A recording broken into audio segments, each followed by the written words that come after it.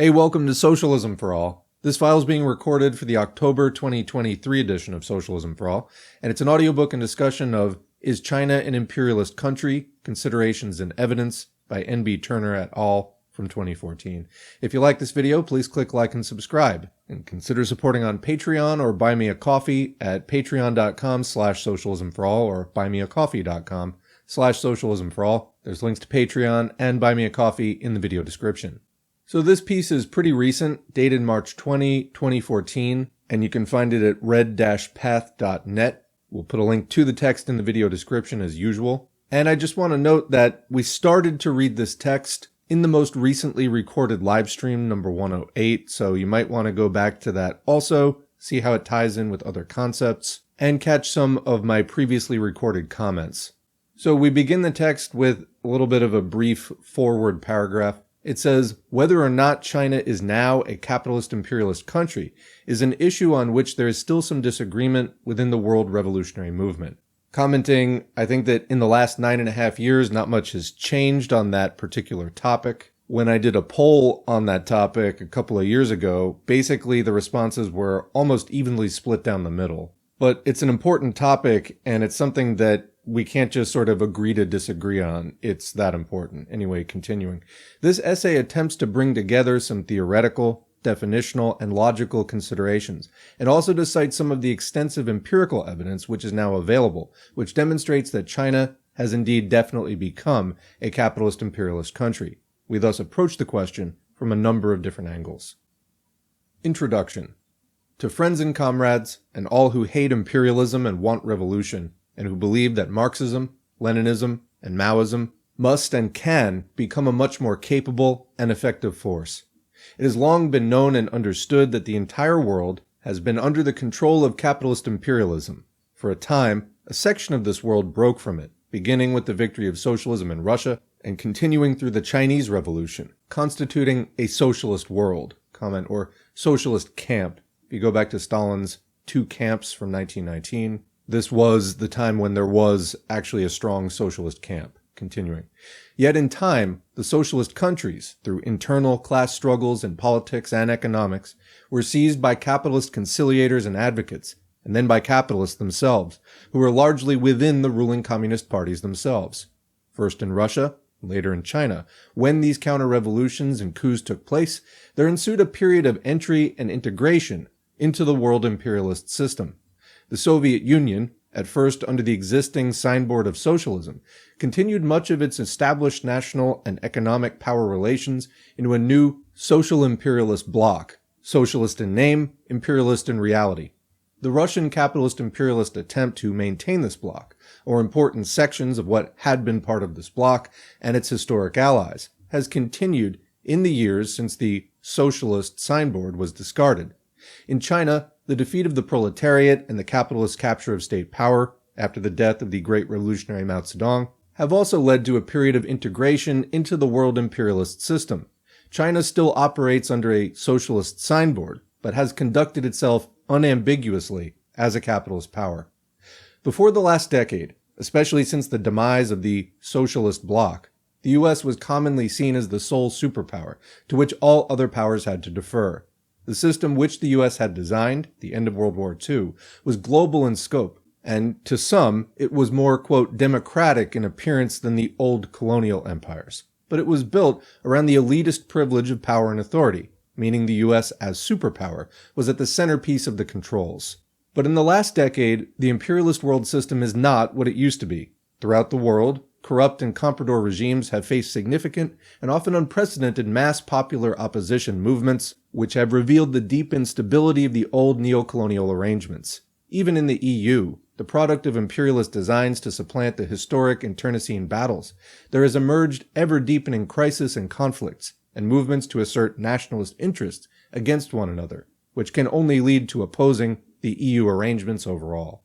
Against the, quote, threat of Islamic fundamentalism, again the fake war on terror, the imperialist system as directed by the U.S. has launched wars such as in Iraq and Afghanistan at huge cost, trillions of dollars, and immeasurable losses in political credibility and imperialist authority, as neither war has won any of the U.S.'s objectives.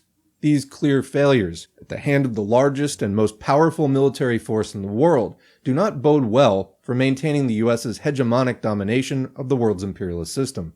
And the economic and financial crisis of the last half-decade or more, talking about 2008, has stirred not only deep discontent, resentment, and popular political opposition within the ranks of the US's, quote, reliable allies, but it has brought to the fore the imperialist anti-US challenges from other major powers, China and Russia. Forces worldwide are studying these changes and considering how they change the set of options at hand. The all too prevalent view that US imperialism is so powerful, so dominant, and so capable of manipulating all manner of forces and bending them to its will has been, and continues to be, a dangerous twisting of reality. The sole superpower in this view has been attributed with omnipotent features that defy effective challenge, that reflect a supposedly skillful control of contradictions and crises that afflicted earlier empires, and that has a boundless ability to disguise its malevolent work. If it were true, it would be a remarkable development in human history. Indeed, it would be, as once touted in the time of the collapse of the Soviet Union and its associated bloc by Francis Fukuyama, the end of history, i.e. the end of historical conflict and systemic challenges. It would be an expression of the boastful and fanciful capitalists' post-Mao motto, TINA, there is no alternative to capitalism. Comment here, you find a lot of this in the sort of alt-right and libertarian conspiracy movement. You know, Alex Jones, people like that who are less mainstream than Alex Jones, basically pushing the idea that the capitalist class, although they don't exactly analyze it that way, have perfected the scientific permanent dictatorship, and that basically this will just endure for millennia and it's going to be this horrible police state, etc., because they don't actually understand historical materialism and class struggle. But you find that concept all throughout supporters of capitalism at all levels. Libertarians tend to be more petty bourgeois, and they consider the big capitalists to be, quote, communists. No, advanced monopoly capitalism is not communism, and unlearning that incorrect idea, deeply incorrect idea about historical development and class struggle might go a long way towards correcting some of these people's other views. Anyway, continuing. There are others who assert that the US is not so omnipotent and that it's in decline and may be failing, but that the US and its close allies constitute the only imperialism that matters, and that if all its detractors, victims, opponents, and its imperialist rivals band together, quote, liberation will truly be achieved with the demise of US imperialism. This view also holds that whenever big powers like China or Russia rise in opposition to the US, they deserve the support and applause from progressive and revolutionary forces. Comment, for example, Danny Haifong, big supporter of China, calling Putin a progressive force. Perfect example. The multipolarity people. Holding this view is a variety of forces who cling to the notion that the Cold War division of the world is still extant, and that popular protests in recent years from Libya to Syria, Ukraine and Venezuela, as well as Brazil and Turkey, Iran, even inside Western China in Urumqi, are all examples of US meddling and desperate interference. Color revolution. This view holds that without such US manipulation and interference and disruption, the people would, by and large, be happy or passive. Comment, this is, again, basically the right-wing conspiratorial view of history, just through a different lens. This is by any measure an amazing claim, denying the existence of class contradictions and struggles within each of these countries, and making it appear that the conspiratorial powers of the US to manipulate events are unparalleled in reach and effectiveness. In practical political terms, this view distorts the basic reality that many regimes, bourgeois states that usually evoke one ethnic or religious or nationalist section of the people over others, aim to repress the sharpening class struggle and broad discontent and rebellion. And a key aspect of that repression is to depict that popular struggle in diplomacy, media, culture, and in state-to-state relations as something else, a defense of national sovereignty against external interference and intervention. Comment, we say this a lot about fascism, how it tries to turn class struggle into racial struggle or national struggle, etc. It's a sign of capitalism in crisis, trying to spin the conflict away from itself.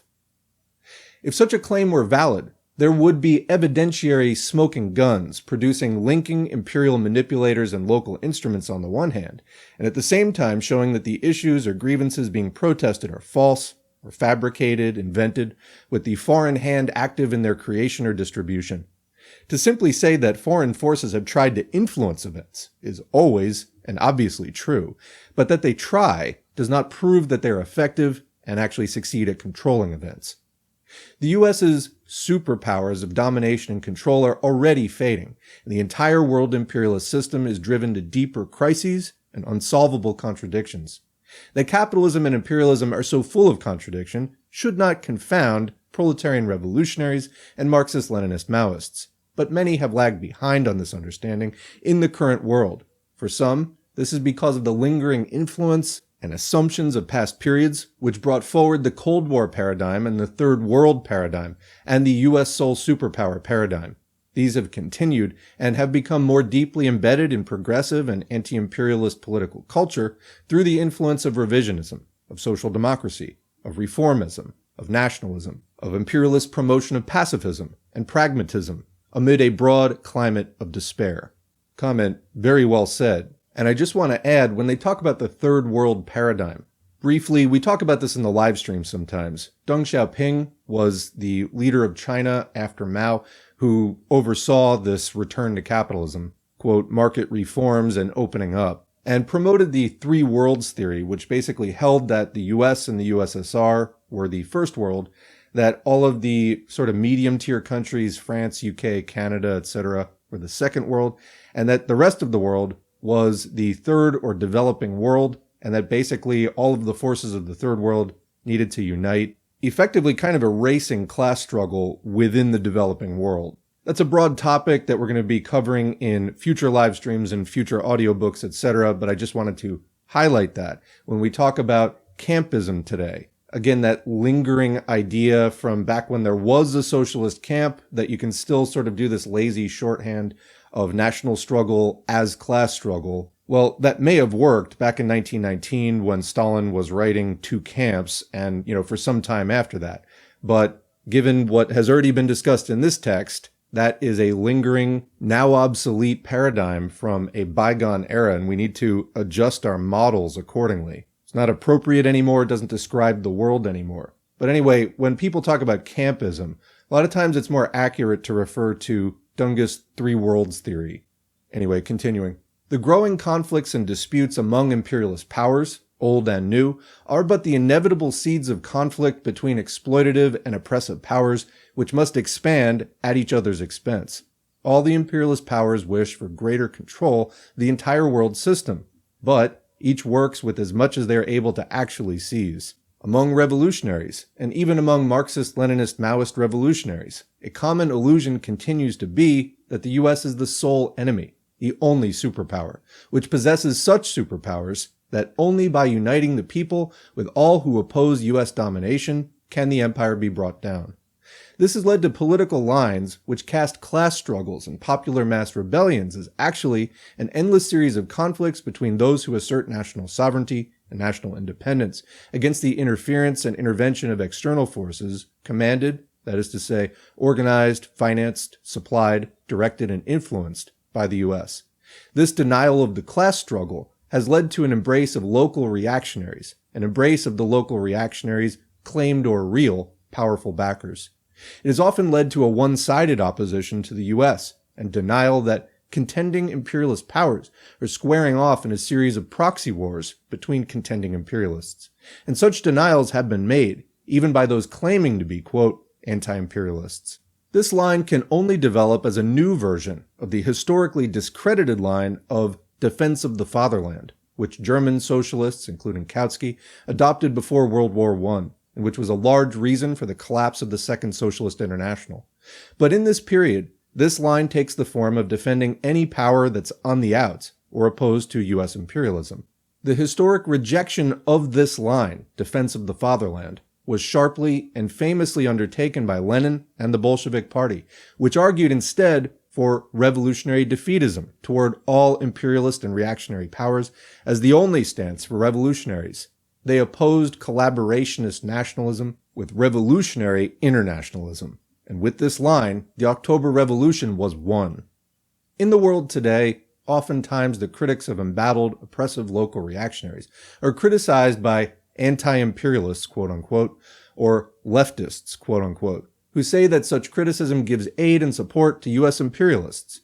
The crisis of the imperialist system is objectively good cause for the advance of revolutionary forces, but the subjective understanding, the ideological and political, has not kept pace with the developments in the world, and this can only lead to the irrelevance of internationalist revolutionary proletarian forces, and even prevent their reemergence as the dynamic force which can lead the process of current widespread rebellion forward to socialist proletarian revolution throughout the world, and onward to a new future for humanity without national, religious, ethnic, gender, and class divisions, the prospect of communism. So, clarifying the nature of the world imperialist system, its contradictions and cracks, and developing contending and opposing powers is essential for revolutionaries to move forward and lead the organization and ability of genuine revolutionary political forces to seize historic opportunities in the period ahead. There have been many steps forward in the development of Marxism, Leninism, Maoism as a worldview, an analysis, and methodology. But the development at each turn has depended upon the battle against revisionist distortions and abandonment of basic and time-tested principles and methods. Lenin worked to rescue Marx from the revisionist distortions of Bernstein and Kautsky on the nature of state power, especially the need for the revolutionary overthrow of the capitalist state, in opposition to the line of reformist unity with progressive nationalist unity with the bourgeoisie. Similarly, Mao worked diligently to rescue Lenin from the revisionist distortions of Tito and Khrushchev and Liu Shaoqi regarding the need to understand and oppose imperialism, uphold proletarian revolution and socialist transformation, and insisting on the independence and keeping initiative in the hands of revolutionary proletarian forces. The distortions of this period have unique characteristics, but they also repeat many of the historic distortions of Karl Kautsky. There is a neo-Kautskyist view of ultra-imperialism, one of Kautsky's main theories, and by the way, we have an audiobook of Kautsky talking about ultra-imperialism on the channel, which is then followed by a repudiation by Lenin, that many apply to the power of U.S. imperialism since World War II to the present. The argument is made that 1. The allies of the U.S. are firm, unshakable, and presumably permanent as far as the eye can see. 2. The size and capacity of the U.S. military is, for any would-be challenger, unbreachably overwhelming. 3. That China is far too much of a Johnny-come-lately to be taken seriously as an imperialist challenger to the U.S. 4. That China has gone from being a comprador and cheap labor resource for the U.S. to a power deeply and critically impaired by being locked into the U.S. financial system, unable to break out. 5.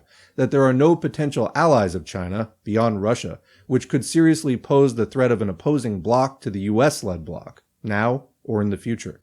6. That China's military is incapable of posing a military challenge to the US, now or in the future.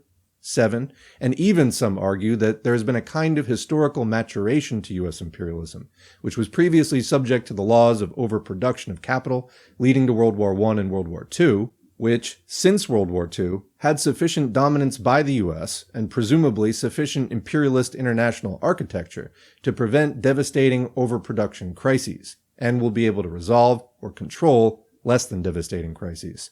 8. And some argue that deep crisis will never lead to inter-imperialist warfare, possibly including nuclear weapons, ever again. 9. And that such powers and controls by U.S. imperialism and its allies means that any and all talk of revolution, much less of armed mass revolution, is a fantasy only held by, quote, ultra-leftist, i.e. not genuine or serious, revolutionaries. And 10, a variation of this argument holds that pacifist reformism is the only method of genuine change within the imperialist countries. So, as present-day neo-Kautskyites throw out Lenin and adopt Kautsky, they discard the basics of dialectical materialism and of internationalism and revolution, all in the name of, quote, anti-US imperialism. Comment, we also call this, as Enver Hoxha did, pseudo-anti-imperialism. It is the responsibility of all revolutionaries to defeat such revisionism and to clarify the nature of imperialism today, and why revolutionary internationalism must take aim at and organize forces with clear understanding that revolution requires opposition to the entire capitalist-imperialist system. It is with this responsibility in mind that we offer the following essay on the growth and development of China as a major contending imperialist power in this period. We welcome your comments, criticisms, and suggestions, and we especially encourage further work on this issue. All revolutionary advance in the period ahead requires combating the blinding curse of revisionism. As Mao said, cast away illusions, prepare for struggle. Section 1. What does it mean today to say that a country is an imperialist one? We Marxist-Leninist Maoists follow Lenin in our conception of what imperialism is in the modern capitalist era. That is to say, we use the term imperialism, or what we often also refer to as capitalist imperialism to be clearer, in a sense somewhat different than the traditional sense of imperialism in the ancient world, or even in the earlier capitalist period. Imperialism, in this Leninist sense, is the modern stage of capitalism. Quoting Lenin, imperialism is capitalism in that stage of development, in which the dominance of monopolies and finance capital. What's finance capital? Basically the merging of financial and industrial capital as the financial capital becomes so intertwined with the industrial capital that it becomes this new force, finance capital, has established itself, in which the export of capital has acquired pronounced importance, in which the division of the world among the international trusts or very large companies has begun, in which the division of all territories of the globe among the biggest capitalist powers has been completed." Unquote. It's quoting from Lenin's Imperialism, the Highest Stage of Capitalism. Note that there have been some secondary changes in the situation since Lenin's time. For example, international trusts now generally take the form of multinational or transnational corporations, MNCs or TNCs. Similarly, the former direct colonies, owned as exclusive preserves by individual capitalist powers, are now most often nominally independent neo-colonies, open to more general predation by all the capitalist power centers. But in its essence, Lenin's definition of capitalist imperialism is still completely valid, and it's the one we still adhere to. Lenin also stated that, quote, "If it were necessary to give the briefest possible definition of imperialism, we should have to say that imperialism is the monopoly stage of capitalism." Unquote. So again, that's super important. In Marxism-Leninism, there is a very specific definition of imperialism. In a nutshell, Lenin said, what is imperialism in the current era? It's the monopoly stage of capitalism. That is imperialism. It's distinct from the early ascendant phase of capitalism, where the nation state and the national market isn't yet constructed and then saturated, isn't yet overflowing those recently constructed national borders and seeking other countries to exploit. No, it is the later stage, more advanced monopoly stage of capitalism, which has a number of particular characteristics which were discussed above. Continuing. Imperialism in the ancient or traditional sense of being simply the domination and economic exploitation of one country by another is still an essential aspect of imperialism in the Leninist sense. Imperialism, in the narrow sense of a country being dominated and exploited by one or more other countries, in fact characterizes modern capitalism as much as monopoly does, and is essential to it. But now there's a lot more to what we mean by imperialism.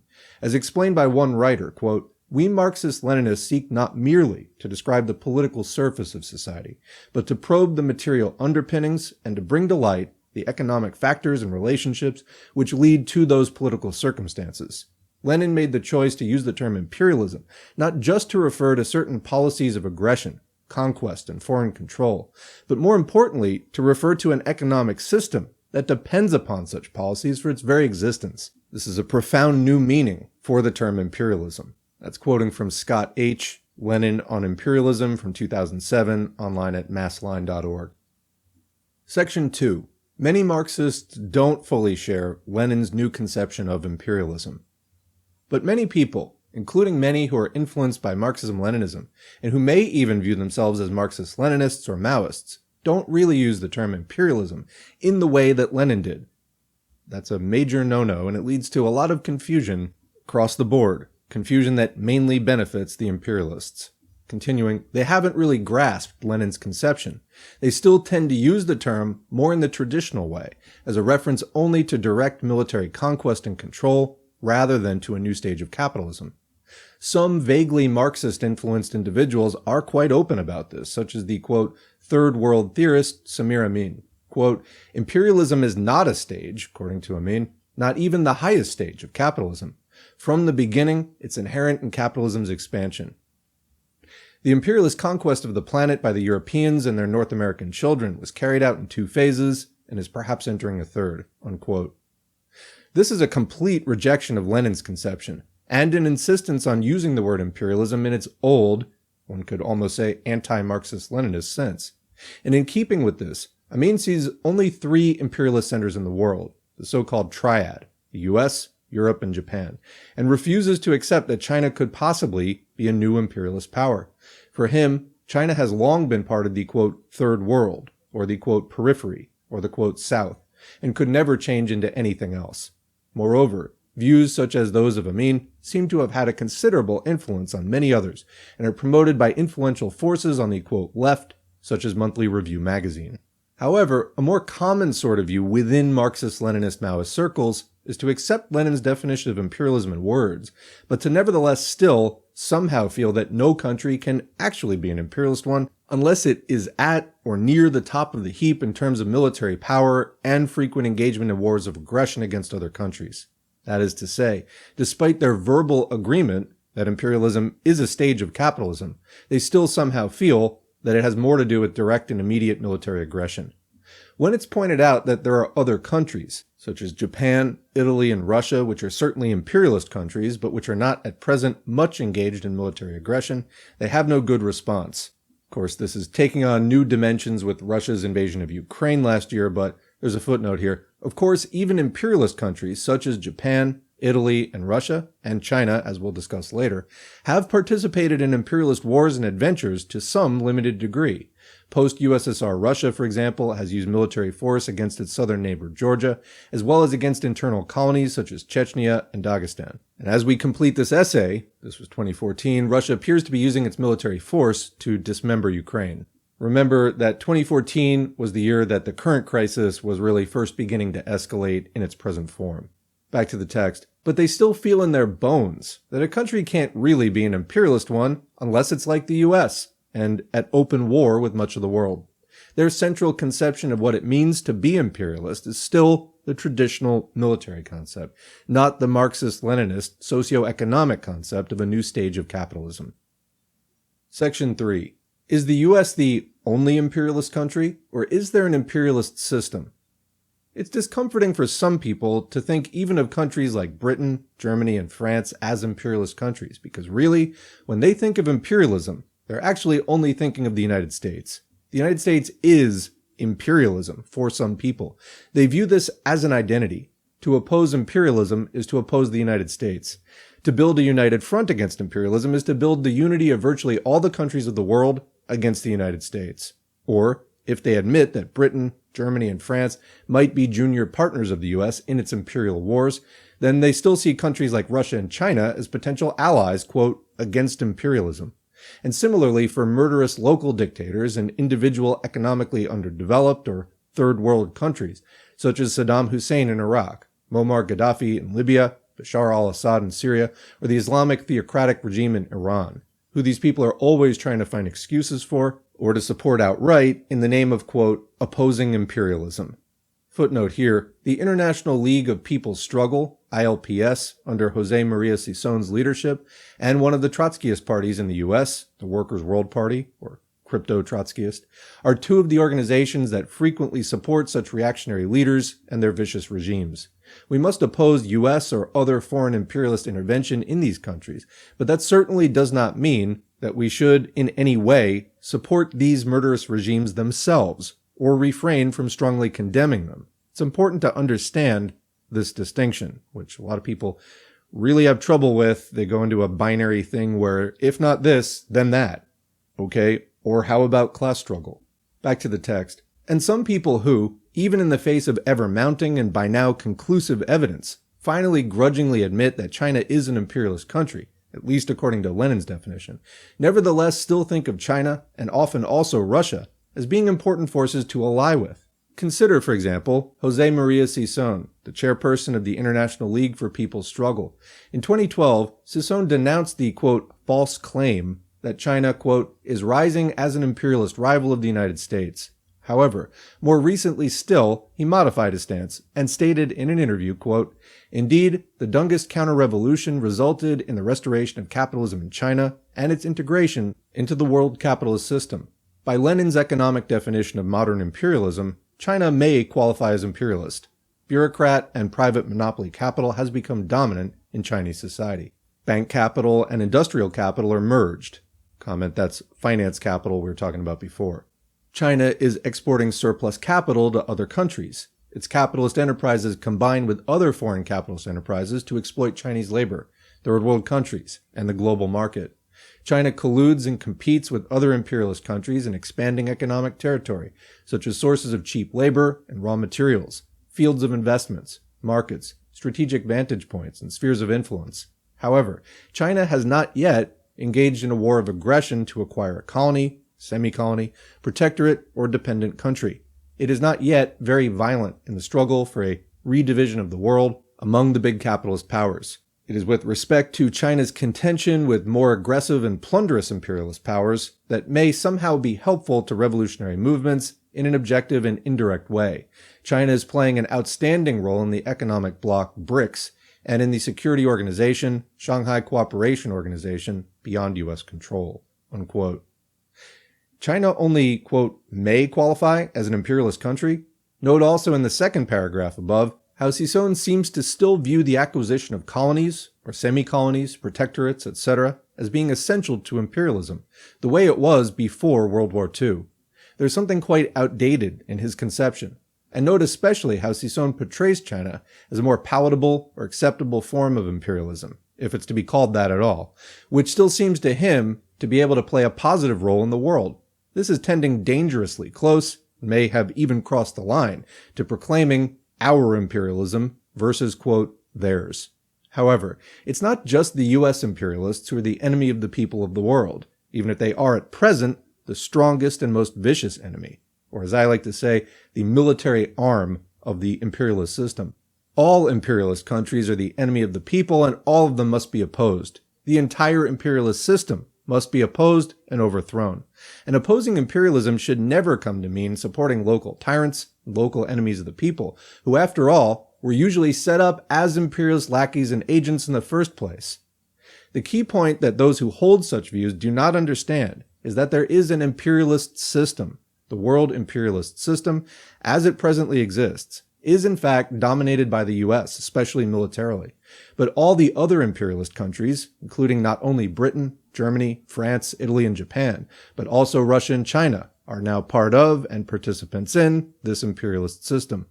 All these countries, and even some others, including Holland, Belgium, Canada, Australia, and South Korea, benefit from this imperialist system and share in the plunder of the less economically developed countries and in the joint exploitation of the working people of the whole world that the system makes possible. Everything has a history, and the world imperialist system also has a history. It developed out of the old system of quite separate empires consisting of colonies which were the exclusive preserve of one or another capitalist imperialist country. This system proved to be unstable. The colonies kept rebelling and demanding freedom, and new imperialist powers arose, such as the US, Germany, and Japan, which did not have many colonies, and were thus compelled to try to take some away from the existing empires. This led not only to fairly small wars, such as the Spanish-American War, in which the US stole some of Spain's colonies, but then to two horribly destructive world wars, and even to mass genocide by the Germans in Europe, the Japanese in China, Britain and India through famine, and the US via atom bombs in Japan. Even from the point of view of the imperialist powers with a lot of colonies, there were some serious economic limitations due to the colonial system. While they could keep out other powers from their own colonies, they were in turn kept out of the colonies owned by those other powers. This meant that there was an inherent inflexibility in options for the export of capital in the colonial imperialist era, even for the strongest imperialist countries.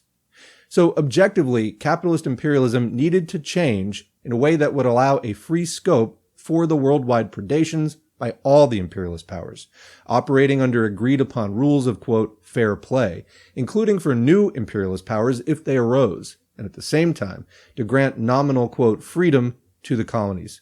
These are the basic reasons why the older style capitalist imperialism that was based on exclusive colonies, which existed before World War II, was soon transformed into the new world imperialist system based on neocolonialism after that war.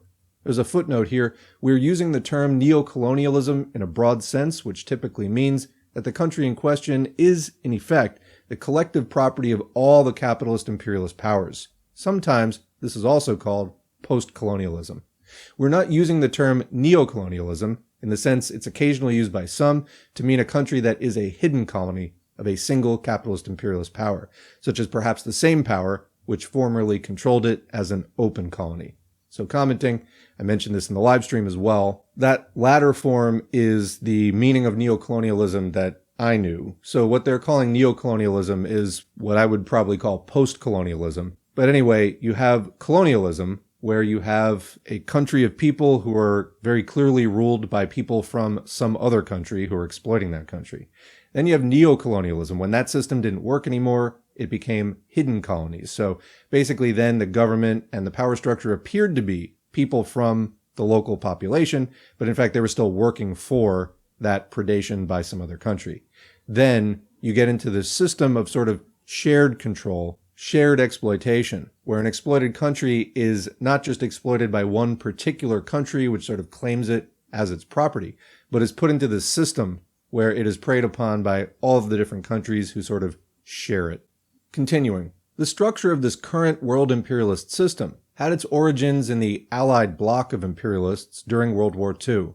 It was not only a military alliance during the war, but also set up international economic agencies like the IMF and World Bank to manage its sphere of control after the war. Once the Axis bloc of Germany, Italy, and Japan was defeated, it was absorbed into this Allied bloc, which was then usually referred to as the Western Bloc, despite the inclusion of Japan. During the state capitalist period of the USSR and the remainder of the Cold War, there were two essentially independent imperialist systems, the US-led Western Bloc and the Soviet Social Imperialist-led, so-called Socialist Bloc. But after the collapse of the Soviet Union and its satellites, they too were absorbed into the remaining bloc. However, having now triumphed over almost the entire world and defeated all its competitors, this was no longer just an imperialist bloc. It was now the world imperialist system. China, during the Maoist era, was outside both of the two competing imperialist systems then existing from the late 1950s on.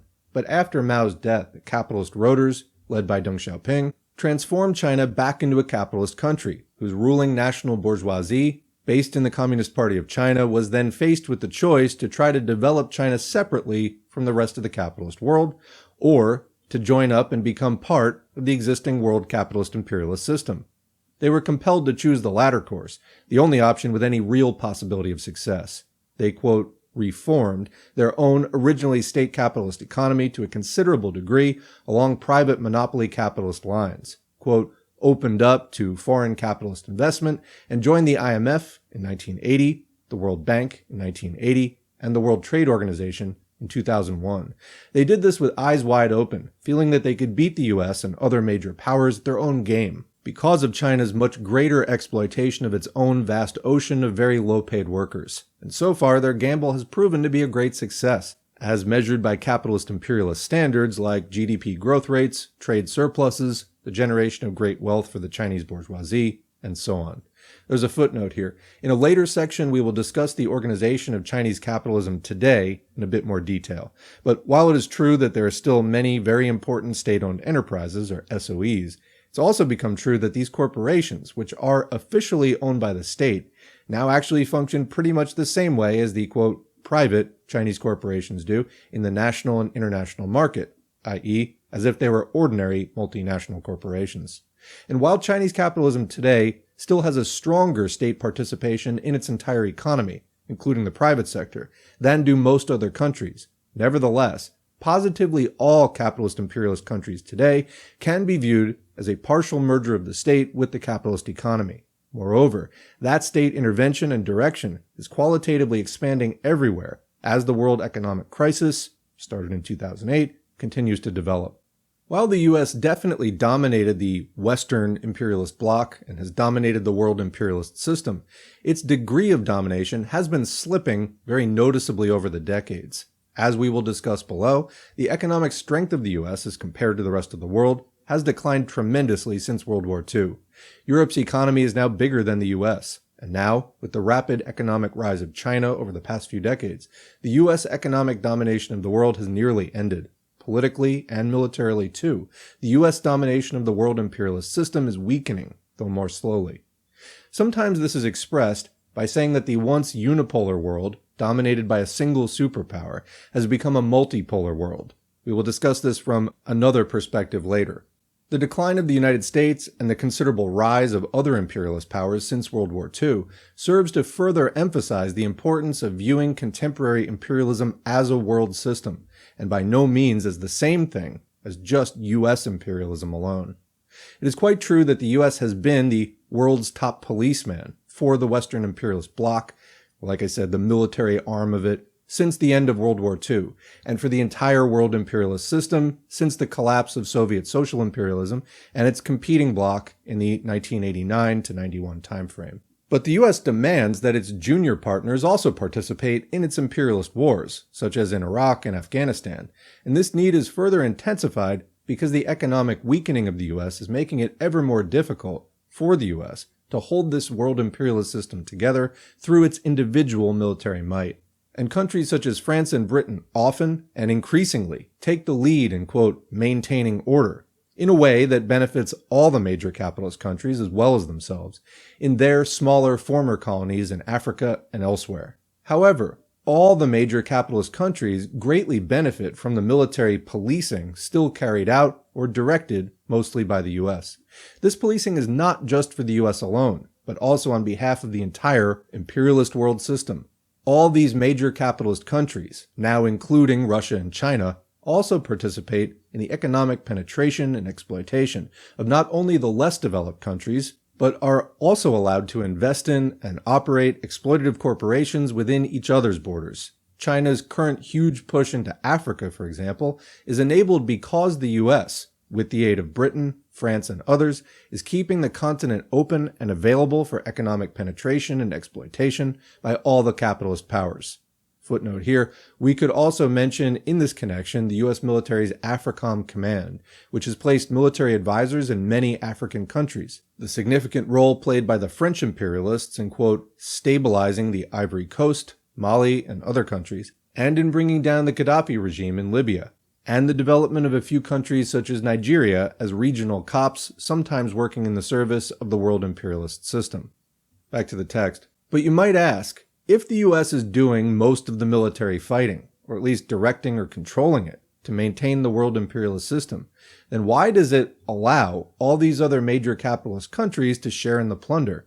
There are two main answers to this. One, the US recognized long ago that despite its great military power, it could not hold the world imperialist system together all by itself. Unless other principal capitalist powers were allowed to benefit from the system, they would oppose it, undermine it, and seek to build competing imperialist blocs and spheres of control, which might even lead to additional world wars. And in order for the US to secure the right to sell to and invest in other leading capitalist countries, it has had to create international rules which allow those countries to also sell to and invest in the United States. Furthermore, its bourgeois economic ideology erroneously maintains that every country will benefit, more or less proportionally, from such a system, and since it was the biggest, it thought it would always benefit the most. And its political ideology favored the neo-colonial method of world exploitation because it didn't have many of its own colonies. 2.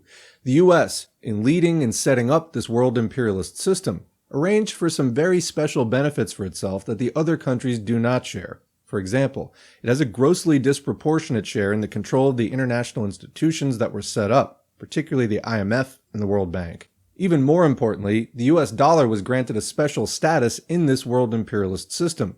Initially, this was because the US owned most of the gold bullion in the world at the end of World War II, and the dollar was made convertible into gold. But even after President Richard Nixon ended this, because the US was rapidly being depleted of gold, the dollar still had a special status as the primary international reserve currency. Basically, the US has had the right, since the end of World War II, to just print dollars and buy the products of the world with them.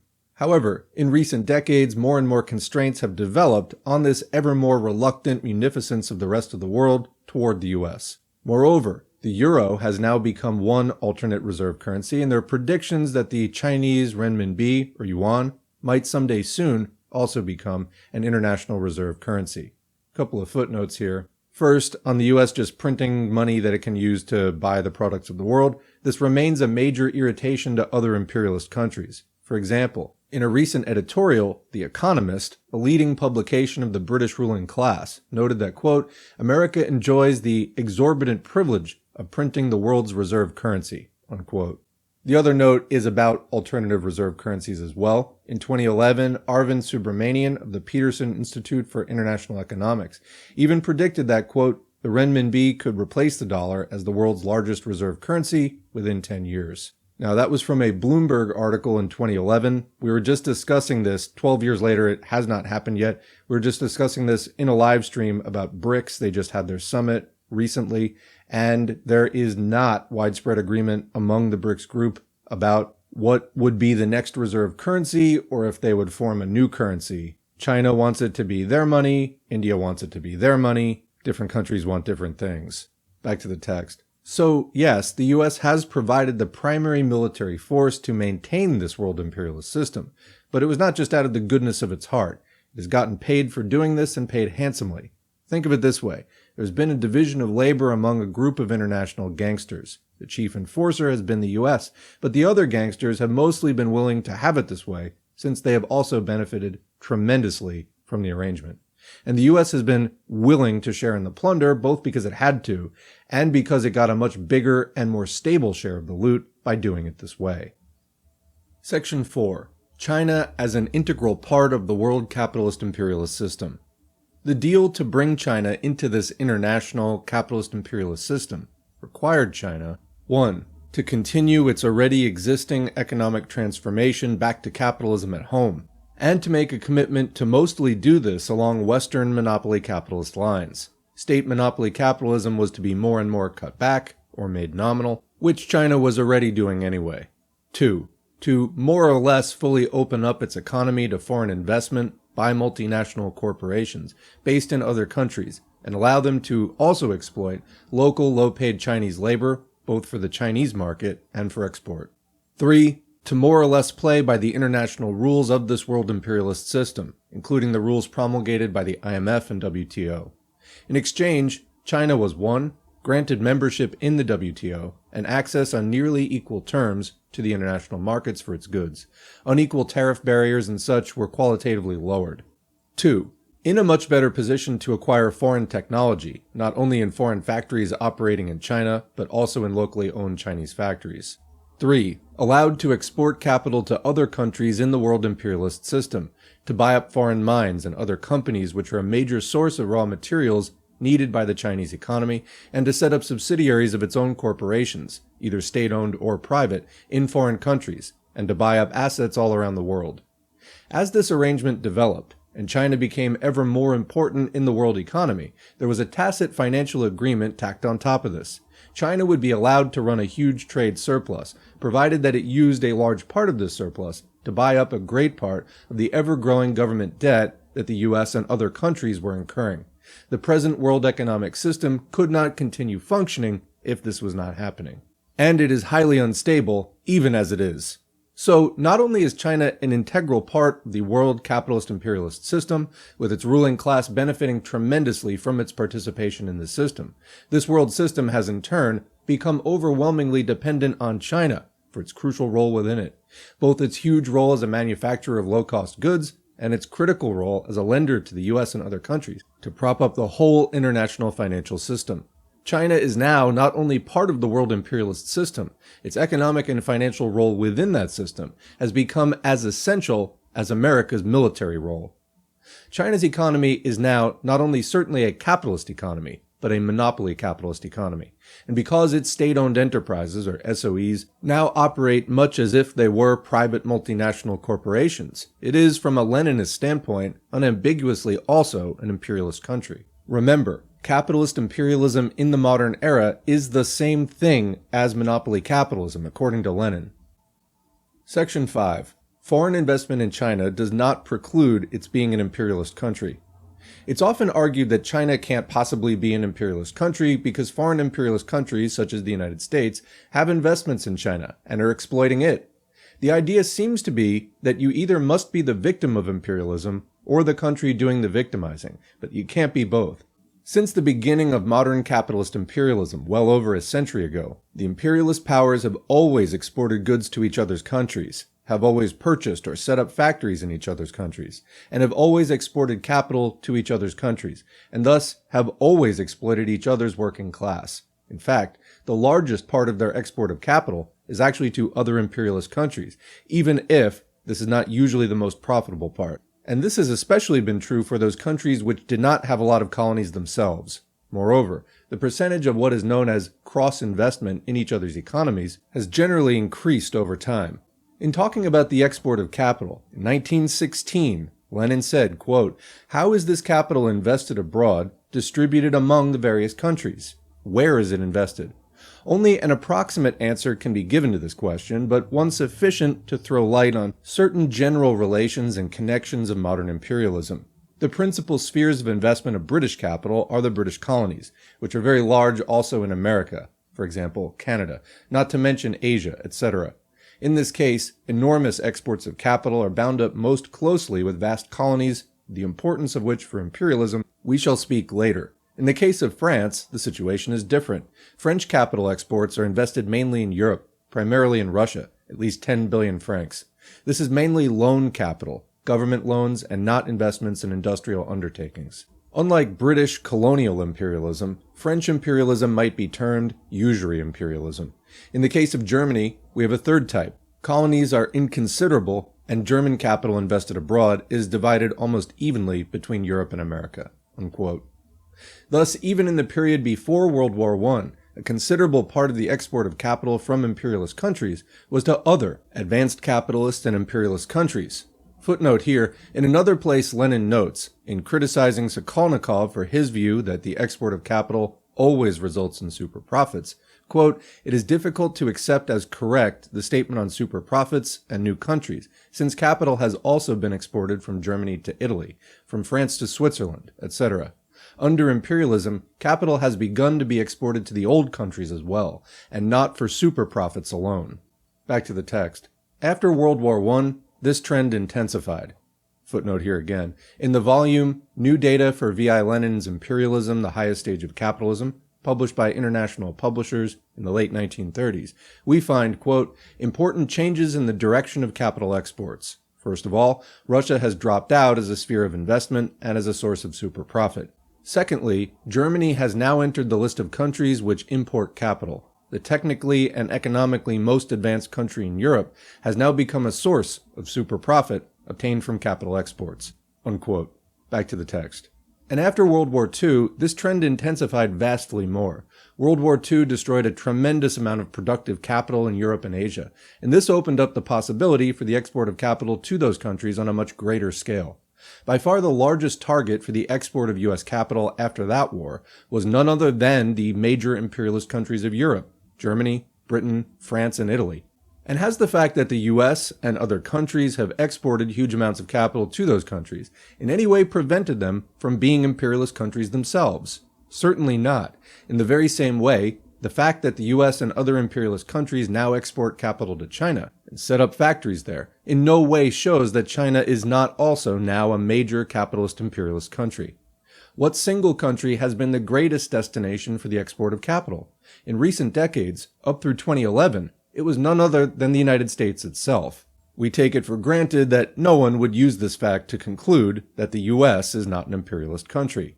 Footnote there, in 2012, for the first time, and mostly because of a big drop in foreign direct investment going into the U.S. that year, China surpassed the U.S. as the favorite target for foreign direct investment. Data sources provided in a footnote later. Back to the text. Moreover, while other imperialist countries export capital to China and to each other, China in turn also exports capital to those countries, and substantial amounts of it too.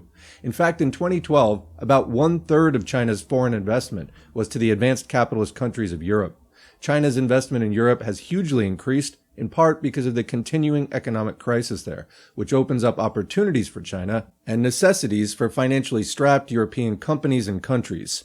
Footnote there, Europe is coming to depend more and more on China to help bail it out of its crisis, not only in severely depressed countries like Greece and Spain, but even elsewhere. For example, the Chinese auto giant Dongfeng has just agreed to purchase part of the ailing French automaker PSA Peugeot Citroën for $1.1 billion. Back to the text. In addition, China exports a great deal of capital to the US, Canada, Australia, and other advanced capitalist countries. In total, about 2/3 of China's outward direct investment in 2012 went to these rich countries, up from just 1/10 in 2002. We'll talk more about this later. Another point to consider is that while inward foreign direct investment, IFDI, into China, and outward FDI, OFDI, from China to other countries, are both still growing, the rates of growth of OFDI are now much higher than the rates of growth of IFDI. That is, the trend is now for the ratio of outward-bound investment to inward-bound investment to increase. In the first 4 months of 2013, for example, inward FDI into China increased by only 1.21% as compared to a year earlier, while outward FDI from China to other countries increased by 27% over the same period. Section 6. Can new imperialist countries arise in the world today? Sometimes it's argued that given the stranglehold on the world by the existing capitalist-imperialist powers, new capitalist-imperialist powers cannot possibly arise. However, the facts say otherwise. The original leading capitalist-imperialist power was Britain, but during the latter part of the 19th century, the new capitalist-imperial powers of the US, Germany, France, and others all arose along with Britain, and despite its initial dominance. Early in the 20th century, the new capitalist-imperialist power Japan arose, and Russia was also transformed from an old-style imperialist power into a fledgling capitalist-imperialist power, though with internal rather than external colonies. Was that the end of the story? Of course not. Other imperialist powers have also developed over this period, and Italy, already an imperialist country by then, invaded Abyssinia, now known as Ethiopia, in 1935-36 and turned it into a colony. Footnote there, Italy was already an imperialist country by World War I and joined the side of the British-French-Russian Entente in large part in order to expand its territory. In 1935 and 36, it conquered Ethiopia, and in 1939, it annexed Albania, which had been a de facto protectorate for decades. Back to the text. Then in the 1950s, the once socialist Soviet Union, when it and the Communist Party of the Soviet Union were captured by a rising new state bourgeoisie from within, also became a new capitalist imperialist country. Mao appropriately called it a social imperialist country, a country still hanging on to the socialist signboard until 1991, but in reality a new imperialist country. Footnote here, this is not the place for any extensive discussion of the social imperialist Soviet Union, nor even to decide when exactly it could be said to have first become an imperialist country. It could be argued that the USSR became an imperialist country as soon as the new bourgeoisie seized control of the CPSU and government in the 1950s, since it already had political dominance over other Eastern European countries and immediately began exploiting them for the benefit of its own new ruling class. Or, as some argue, the Soviet Union only emerged as a full-fledged imperialist country around 1968, when it acted aggressively, invaded Czechoslovakia, and when Brezhnev promulgated his theory of limited sovereignty for the countries the Soviet social imperialists had dominance over. The precise timing of this change is not that important. What is most important for us here is that this development of the Soviet Union as an imperialist power, and along with it its bloc as an imperialist system, did in fact happen. Back to the text. This historical experience demonstrates very clearly that new imperialist powers can in fact arise in the modern era, even in the case of countries that were once actually socialist. It also demonstrates that a country which is partly state capitalist, or even almost entirely so, as the Soviet Union was, can be an imperialist country just as much as one which is organized along the lines of private monopoly capitalism of the Western variety. Although the social imperialist Soviet Union was, alongside the US, a superpower, it never replaced the US as the world's most dominant imperialist country. Rising new imperialist countries do not necessarily supplant existing imperialist powers. In 1916, Lenin wrote that, quote, "Capitalism is growing with the greatest rapidity in the colonies and in overseas countries. Among the latter, new imperialist powers are emerging, such as Japan. The struggle among the world imperialisms is becoming more acute." Unquote. In the early years of the 20th century, too, the dominant imperialist powers had a stranglehold on the world, and yet it was still possible for new imperialist countries to arise. It is a totally unsupported dogma that this cannot happen, and that it cannot have happened in the case of China more recently.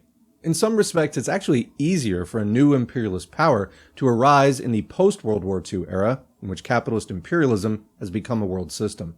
The export of capital, for example, can now begin without the necessity for a rising imperialist country to first conquer other lands militarily, and then turn them into exclusive colonies, or else to first steal colonies from established imperialist powers through inter-imperialist warfare.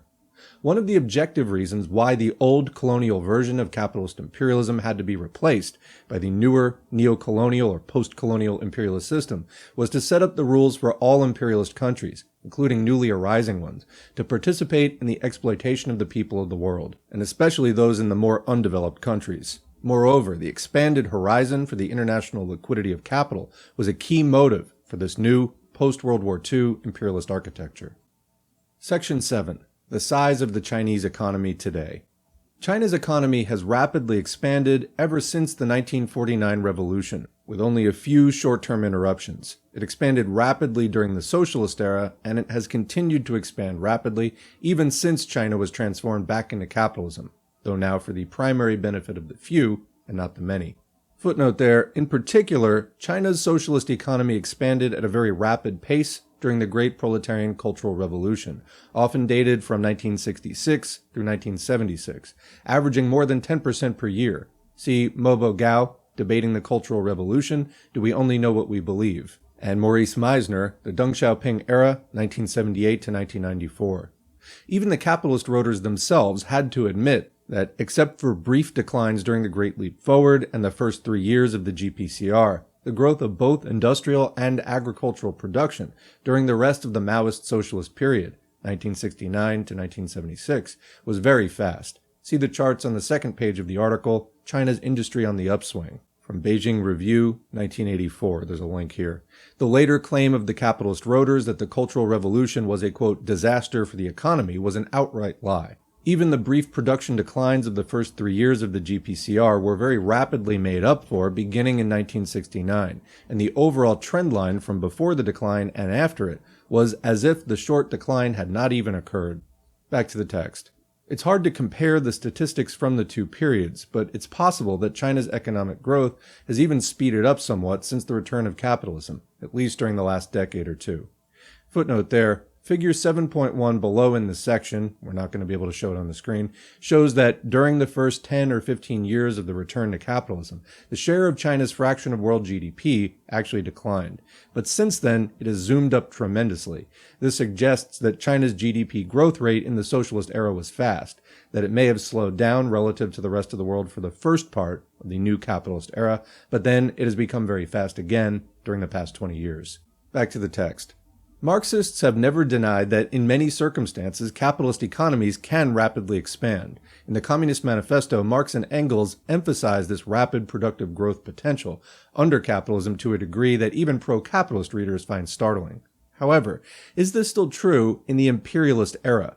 Yes, sometimes it still is. Lenin said that capitalism in the imperialist era is characterized by stagnation and decay, and overall that certainly seems to be correct, as the current economic crisis is demonstrating anew. Nevertheless, there was a major world capitalist boom in the quarter century after World War II, and Germany and Japan had especially powerful booms. This was because of the massive destruction of productive capital during that war, and the accompanying cancellation of consumer and state debt, which cleared the ground for a new boom. A boom in newly capitalist China was also possible, in part because there was virtually no state and consumer debt load from the socialist era. So in other words, the normal situation under capitalist imperialism is indeed for there to be stagnation and decay, or worse, but this may not apply for a while to new capitalist imperialist countries, nor to countries which have gotten a fresh start because of the massive destruction of capital and debt in a devastating world war, and despite the deaths of millions of people. And commenting here, we were just talking in the last few live streams, and I did an entire video about the return of a 2008 type crash. Basically, I laid out in a video that's about an hour and 40 minutes long, my case for the underlying problems of 2008 never having gone away. Basically, there was massive quantitative easing. The Federal Reserve stepped in, pumped tons of cash into the system, which got everything going again, and like life support, basically kept things afloat and bought it some time. However, none of the underlying problems were fixed, and all of this loose cash floating around also caused a massive inflationary situation with a gigantic price bubble forming in some of the same sectors. Housing, for example, where housing is so overpriced because of all the investors that got cheap, easy money in the last 10 years, buying up everything in sight, then jacking the prices way up. The housing transactions, it's completely unaffordable, so the transaction rate has gone down to virtually zero. Now, with job openings starting to fall, unemployment starting to go up, we're in 2023 now, we're going to unfortunately see a lot of working people's lives ruined, because when the unemployment rate goes up, a curve which very closely matches the unemployment rate is the mortgage default rate. So that means people giving up their houses, doing panic selling, foreclosures. So a lot more inventory is going to wind up on the market. That's going to drive a crash in prices to happen in the next year or two. And the fallout from that is going to be basically like 2008 again. It's going to take most of the rest of the system down with it. Since all this free money basically caused this problem, they can't really do that again. As it is, we're at $9 trillion of quantitative easing. And the 2 times that they have tried to get, 7 or 8% of that money back out of the system through quantitative tightening, it's caused a crash. First, there was repo madness in September 2019. Then, more recently, about 6 months ago, there was, during quantitative tightening, the crash of Signature and SVB. So as soon as they start trying to take any money out, they have to come back in and pump more money back in. So this seems to be a one-way process. So like I said, life support, they can't seem to take the palliative measures they've been doing any further because it's caused another gigantic bubble, even much larger than the first one. But you know what would actually fix this? Oh, a gigantic world war. So is that around the corner? I don't know, maybe, if they think that that's their best way out of this crisis. Anyway, continuing.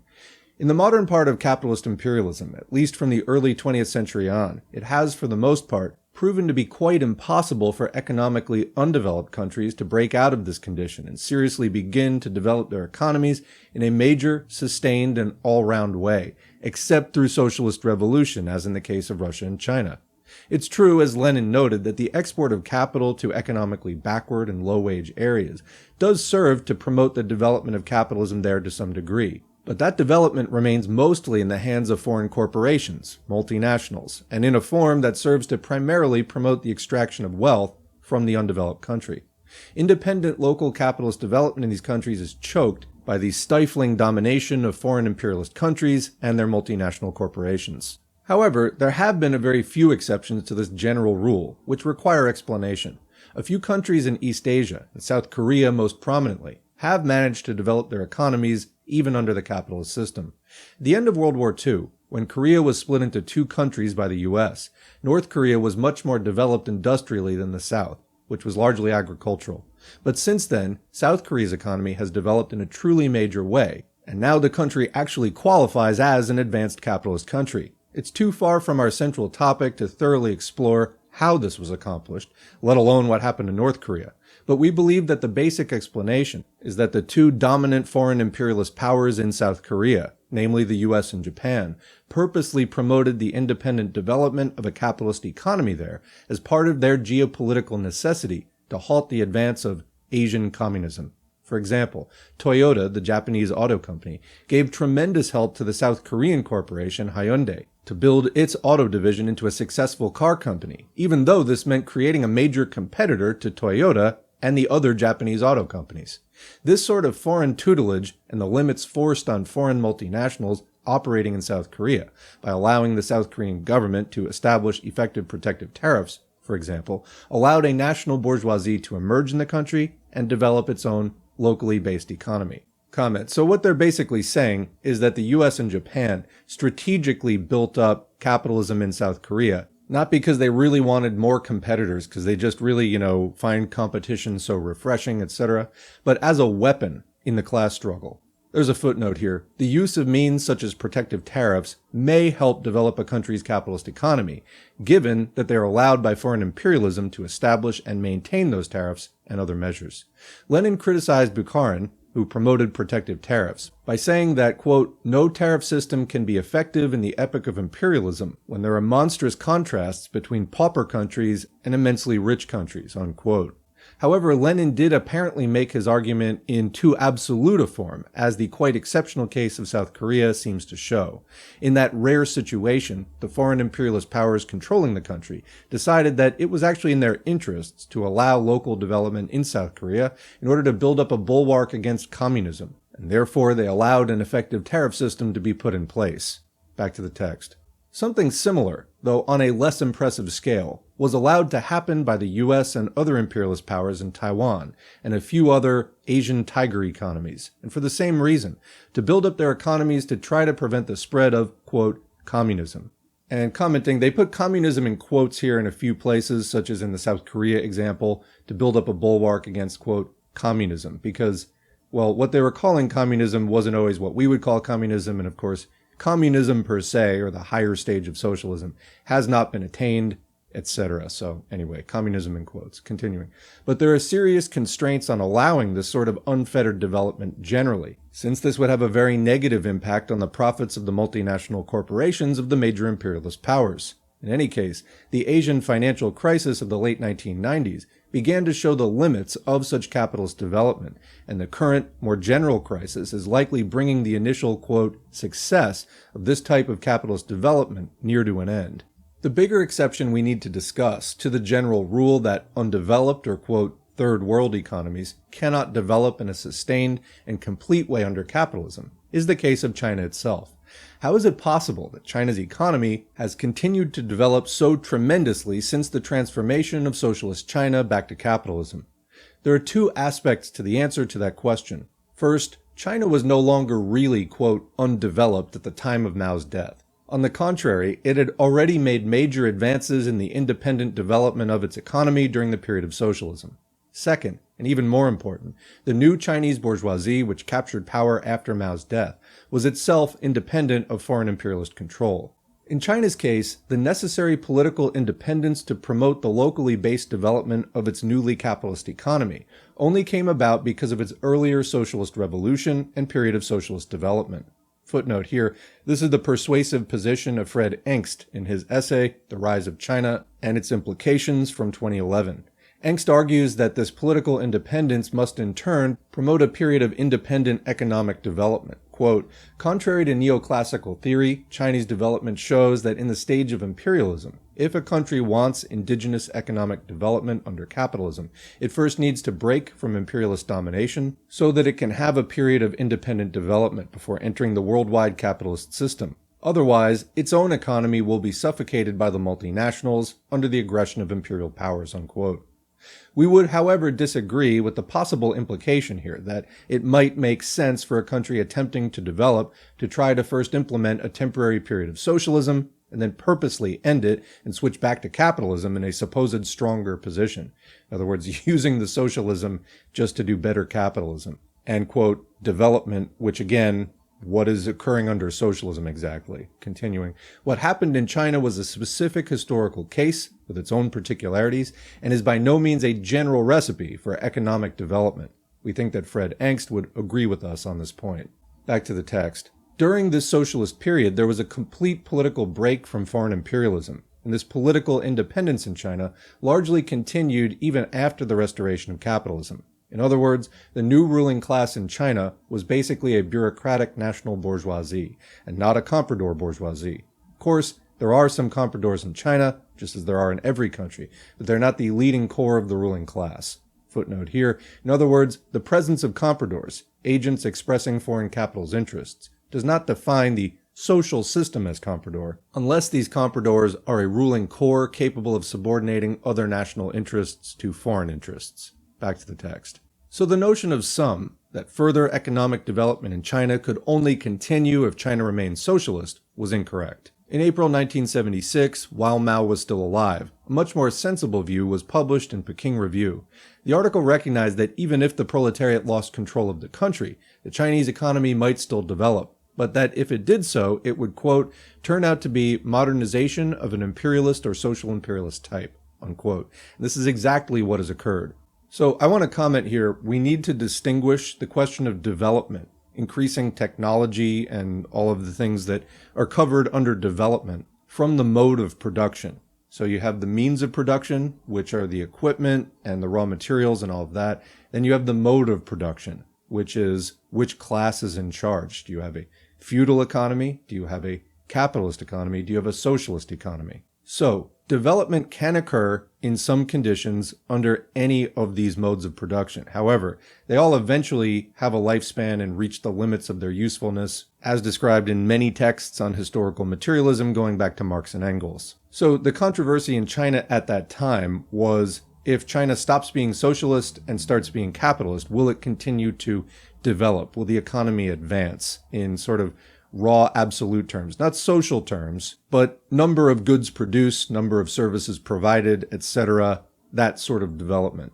Well, yes. So what actually happened is they did revert from socialism, introduced massive amounts of capitalism, and the economy did continue to develop. It didn't just stagnate and fall apart. So those predictions were inaccurate. So the problem, though, is that the development that is happening is under capitalism. So socially, it is a step backward. So that same raw economic development could be occurring on a socialist basis, but is it? Well, no, it's being done on a capitalist basis. And the reason that I'm making this comment is there's too many voices out there that do not make this distinction. They don't even care about the mode of production or the advancement of socialism. It's purely about this question of development, abstracted from the social context and the class struggle. So if you are concerned with moving beyond capitalism and the class struggle and the achievement of socialism and communism, then you can't just look at developing the productive forces indefinitely. That in itself does not get you a step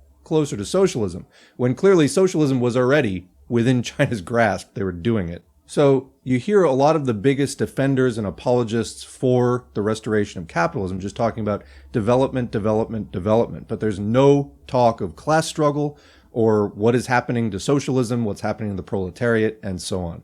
Just really want to underline that. All right, continuing. Actually, along those lines, there's a footnote here. And in this connection, it's worth recalling Mao's criticism of Deng Xiaoping. Quote, "This person does not grasp class struggle. He has never referred to this key link. Still his theme of white cat, black cat, making no distinction between imperialism and Marxism." Unquote. Back to the text. It did appear to many that with Deng Xiaoping's opening up of the Chinese economy to foreign multinational investment, the new bourgeois ruling class in China had become compradors. But this was a superficial view, a misperception, which didn't get at the essence of the situation. The opening up was in fact a step toward integrating China's largely independent economy into the world capitalist economy, but for the conscious purpose of further promoting China's own national economy and its own bureaucratic national bourgeoisie centered in the Communist Party. However, what that old article in Peking Review said is certainly true. The complete and sustained modernization and development of any economy in the imperialist era can only be done either through socialist revolution or else in very special circumstances in an imperialist manner. In China's case, it was through socialism for a few decades, and in the imperialist way since then. Not only has China's economy grown very rapidly in absolute terms over the past 6 decades, it has even rapidly grown as a percentage of world production, while the other major capitalist-imperialist countries, and especially the US, have all declined in these percentages. Looking carefully at figure 7.1 on the previous page, we see that over the past half-century, the portion of world GDP created in a given year in the US has dropped from over 38% to 22.5%, a very substantial decline. Immediately after World War II, the US share of the capitalist world's total industrial production was 56.4%. Japan's share of world GDP rose steadily until it reached its peak in 1994, and then it began to decline. The shares of world GDP of Germany, France, Britain, and Italy also rose greatly after World War II, but they have now declined noticeably over the last decade and a half. In recent years, only China, and to much smaller extents Brazil and India, of the major countries shown in this chart, have substantially increased their share of world GDP. In 1990, China was not even in the top 10 countries in terms of world share of GDP, but now it has surpassed Japan, Germany, France, the UK, Italy, and Russia to take the number 2 spot in the world, behind only the US. However, there is a better, truer measure of the real share of world production that countries have than what is shown in Figure 7.1. This alternative uses not GDP figures translated into dollars on the basis of official currency exchange rates at the time, but rather a translation into dollars based on the equivalent purchasing power of the local currencies within their own country. This is called the Purchasing Power Parity, or PPP, conversion rate. Figure 7.2 shows what a huge difference it makes if you translate China's GDP into dollars using the PPP conversion rate rather than the currency exchange rate. Either way, China's GDP has been rapidly gaining on the US over the past few decades. But China's economy is still only about half the size of the US economy if nominal GDP comparisons are made, while it is now nearly 80% the size of the US economy if PPP conversion rates are used. Most economists studying the world economy now believe that China's economy will surpass the size of the US economy quite soon. If PPP conversion rates are used, as they really should be, some predictions are that China will surpass the US as early as 2015 or 2016. Even if nominal GDP conversion rates are used, it may only be 5 to 10 years until China's economy surpasses the US. So commenting, I did look this up, and now, about 10 years on, this has happened. Current estimates of GDP share by PPP put China at about 18.5%, the USA between 13.5% and 15.5%, India between about 7 and 9%, and then the fourth largest is Japan, which drops down to between 3 and 4%. All the other countries are less than that. Continuing, another point to consider is that the US economy is artificially inflated in size because of the grotesque parasitism of the service, and especially the financial services sector. If you look only at the basic core of the economy, like manufacturing, China has now virtually matched the US, if it has not already exceeded it. In this graph, this is figure 7.3, and again, if you're not already reading along, the link is in the description, we see that while the US share of world manufacturing value added has over the past 40 years dropped from over 26% to around 20%, China's has jumped from around 1% to at least 18%. Moreover, this calculation, once again, was done by translating Chinese figures into US dollars at the prevailing currency exchange rates. If instead, the more truthful PPP conversion rates were used, then China would definitely have already well overtaken the US in its share of world manufacturing value added.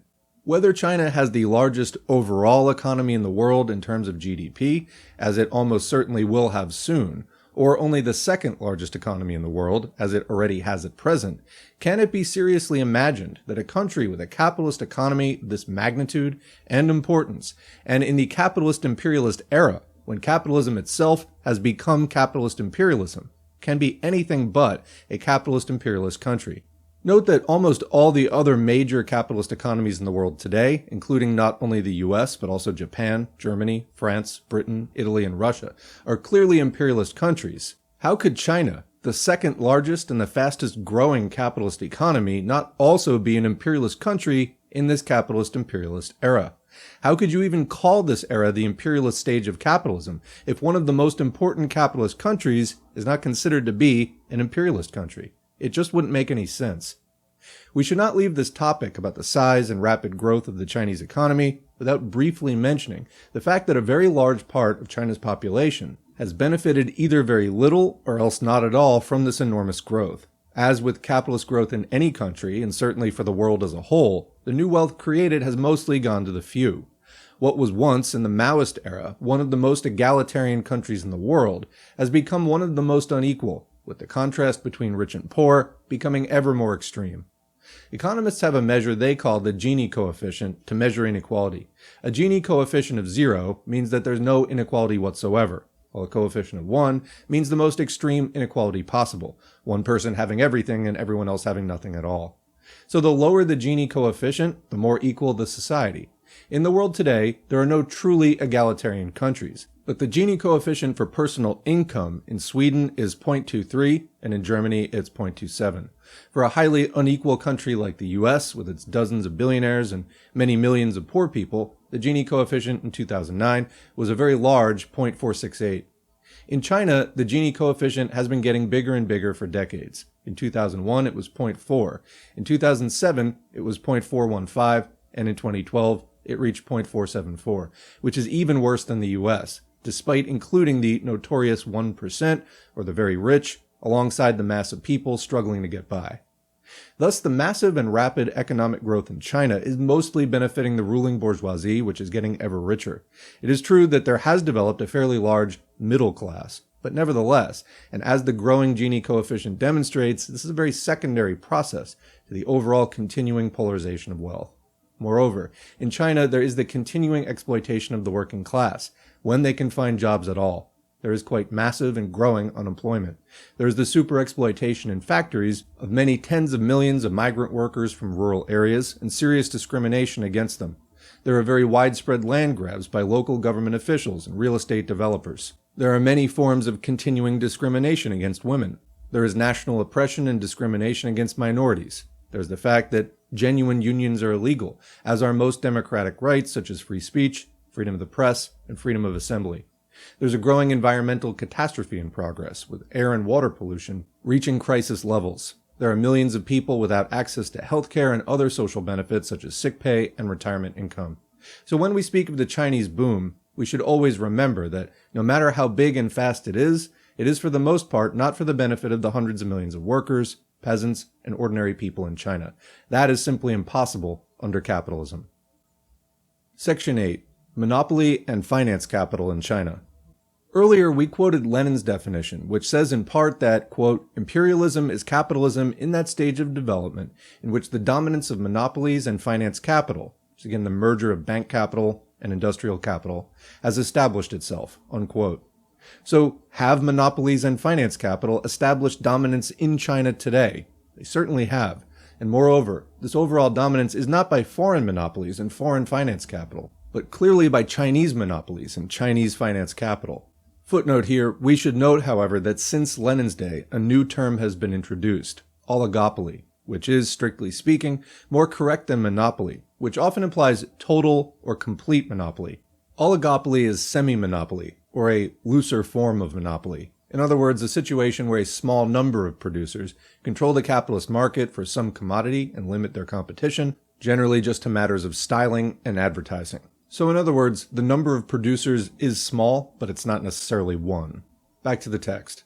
During the Mao era, when China was a socialist country, industrial production was consolidated and centrally directed through overall socialist planning. When Deng Xiaoping and his cohorts transformed China back into capitalism after Mao's death, all these industries initially remained state-owned. The economy was, to begin with, almost entirely state capitalist. Over time, and especially during the 1990s, many of these state-owned enterprises, or SOEs, were privatized, and many additional private companies and corporations were established and grew. And with the opening up to foreign investment, many foreign corporations also began to set up factories and operations in China, mostly for the export of commodities produced with cheap Chinese labor. What this has all meant is that in the new capitalist era, state capitalism in China has been considerably, though still only partially, transformed into private monopoly capitalism.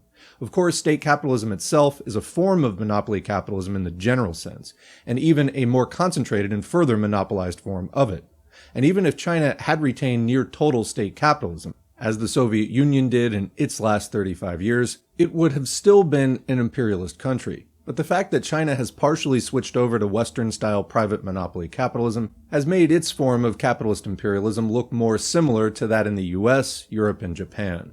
Even though China has been a capitalist country for decades now, as of 2012, SOEs, or again state-owned enterprises, still make up about half of the economy in terms of assets owned and about 1/3 in terms of value-added production. About 20% of Chinese employees work at these SOEs, down from 60% as recently as 1998. There is a chart there, so that's a precipitous drop from 60% to 20% from 1998 to 2012. Just 14 years. However, it should be understood that these many remaining Chinese state-owned enterprises, though they do in fact constitute a type of state capitalism from a formal perspective, now actually operate much more as if they were privately owned monopoly corporations. Some of the first significant steps in this direction were taken in the economic readjustment and reforms of 1979, when SOEs were, quote, granted some decision-making powers, such as over the distribution of profits, unquote. A different sort of bourgeois reform of SOEs beginning in the early years of Deng Xiaoping's return to power after Mao's death, was the dismantling of the, quote, iron rice bowl. In the Maoist era, workers in state enterprises were guaranteed permanent employment status, an 8-hour day, an 8-grade wage scale in which workers could move up through seniority, free medical benefits, pensions, paid maternity and sick leave, and subsidized food, housing, and childcare. With the return of capitalism, all these benefits have been stripped away and are no longer obligations of SOEs.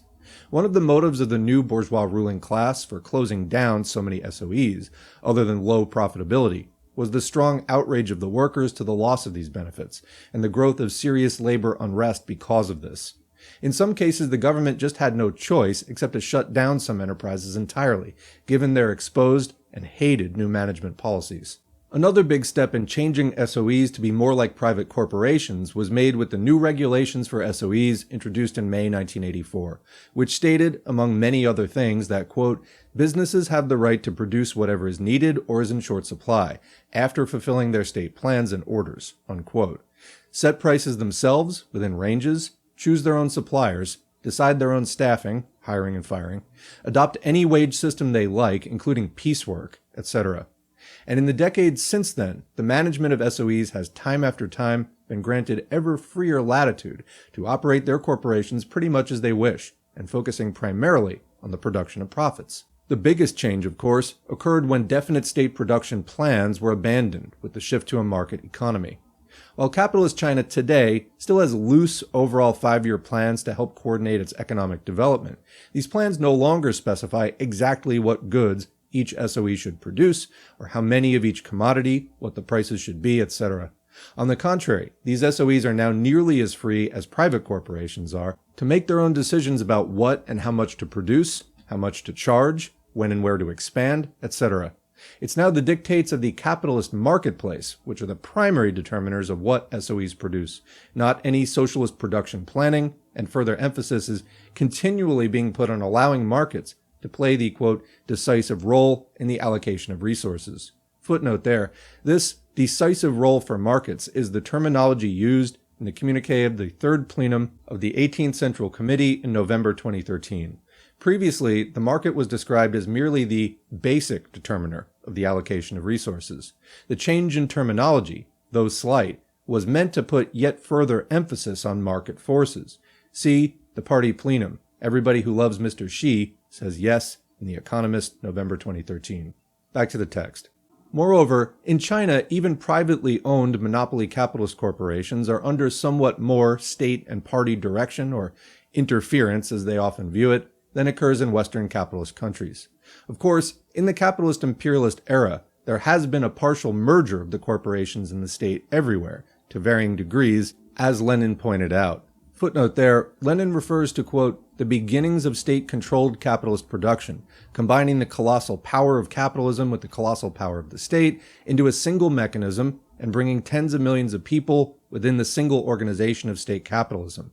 This is from his article, War and Revolution, May 1917.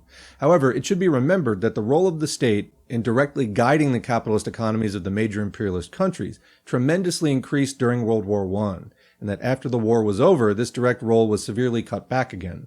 Moreover, the term state capitalism came to have a qualitatively different and deeper sense once the formerly socialist Soviet Union became state capitalist in the 1950s. Nevertheless, there are any number of mechanisms by which private enterprise and the state are blended together even in the West. For example, there's the fact that corporate wealth and the rich and their media largely determine who gets elected to political office. There's the fact that corporate lobbyists largely determine the details of new laws. There's government regulation of corporations, direct and indirect, such as through tax laws, and also regulatory capture, wherein corporations supposedly being regulated by government agencies gain control over the regulatory bodies, either through bribes or otherwise.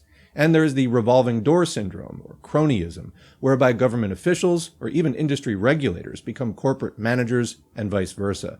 There's a couple of links there that they put. You can see this also in a major way in the agribusiness sector between the head of companies like Monsanto and then the associated regulatory agencies, where just the head of one becomes the head of the other, and they go back and forth, hence the revolving door. Back to the text. So the difference between SOEs and private corporations in present-day capitalist China is not nearly as great as one might imagine. Both types of formal ownership are tools for the exploitation of the Chinese working class by the ruling capitalist class, and both types of formal ownership represent the partial merger of the capitalist state with semi-independent units of production, though to somewhat different degrees. One important reason why the state and party in China have more influence over private capitalist corporations than is common in other capitalist imperialist countries is that the owners and managers of these private corporations are often themselves members of the Communist Party. A very large number of such red capitalists have joined the party over the past dozen years. Footnote here, in 2001, the General Secretary of the Communist Party of China, Jiang Zemin, lifted the ban on capitalists joining the Communist Party. The ideological justification for this move was his theory of the three represents, i.e., that the Communist Party should represent not only the workers and the peasants, but also a third group, which included businessmen, professionals, and others. The Communist Party of China planned to admit 200,000 managers or owners of large or medium-sized private businesses as new party members by 2002. Many more such red capitalists have been admitted since then, though the figures have not been released, presumably because they're politically sensitive. Source here, Bruce Dixon, Red Capitalists in China, 2003. Back to the text. A second group of red capitalists were already in the party when they became capitalists. In 1992, the party began encouraging its members to start their own private business operations. This is what became known as Xiahai, or plunging into the sea of private enterprise. These Xiahai capitalists were acting on Deng Xiaoping's well-known admonition that to get rich is glorious, and they have generally kept their membership in the Communist Party in order to maintain their political connections and influence. As of 2002, roughly 1/5 of China's private entrepreneurs were already members of the party, and 2/3 of them were Xiahai capitalists. Some of China's biggest red capitalists now appear on the Forbes list of the world's billionaires. With the opening up to foreign investment in China, foreign multinationals quickly came to generate a very large percentage of the manufacturing production in China that was exported to other countries. Indeed, one of the primary purposes of this opening up was to foster this development. In 1995, exports from foreign-funded enterprises in China were 31.51% of total exports. In 2003, they reached 54.84% of total exports, and in 2008, they topped out at 55.25% of total Chinese exports. This domination of Chinese exports by foreign-funded enterprises led some people to erroneously conclude that foreign multinationals were dominating the entire Chinese economy. There are several things to consider in coming to understand why this is simply not the case. First, since 2008, while the value of exports by foreign-funded enterprises has continued to rise, the percentage of total exports coming from foreign-funded enterprises has been gradually falling. Chinese government statistics showed that this percentage had fallen to just below 50% in 2012. Moreover, while exports from SOEs in 2012 dropped by 4.1% from a year earlier, and exports from foreign-funded enterprises rose by 2.8%, the rise in exports from privately owned Chinese companies increased by a much larger 21.1%. The trend now is therefore for locally owned private Chinese companies to take over an ever larger part of the export market. Second, many of what are counted as foreign-funded enterprises in Chinese statistics are not really foreign. In particular, Hong Kong-based companies are included in the foreign-funded category, even though Hong Kong has actually been part of China since 1997. Moreover, Hong Kong is by far the largest single source of, quote, inward foreign direct investment into China, accounting for $456.2 billion, or 41%, of accumulated, quote, foreign inward direct investment as of 2010.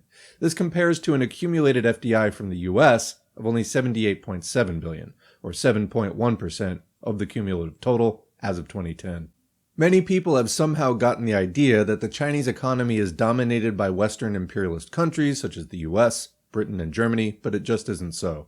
Even if you add together the accumulated inward FDI as of 2010 from the US, Britain, Germany, France, and Japan, it only comes to $197.4 billion, which is much less than half of that from Hong Kong alone. And there is also quite a bit of investment from Taiwan, South Korea, Singapore, and even tiny Macau, which is also now part of China, none of which can possibly be considered as a foreign power capable of bossing China around or controlling its economy.